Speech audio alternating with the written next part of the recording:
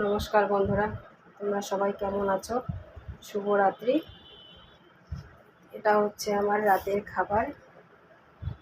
তো আজকে রাতের খাবারে কি কি মেনু আছে তোমাদেরকে দেখাচ্ছি।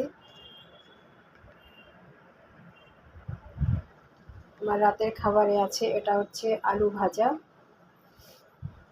আর এটা হচ্ছে কাঁঠালের সবজি, মশলা দিয়ে বানিয়েছি, মাখা মাখা সবজি বানিয়েছি, পেঁয়াজ রসুন আদা জিরা দিয়ে আর লঙ্কা দিয়ে বানিয়েছি। আর এটা হচ্ছে পেঁয়াজ, এটা হচ্ছে ভাত, আর এটা হচ্ছে ডাল, অরহর ডাল, প্লেন অরহর ডাল, খালি রসুন আর ঘি দিয়ে শোকা লাগিয়েছি। এটাই আছে আজকে আমার রাত্রের খাবার। তো এটা নিরামিষ খাবার।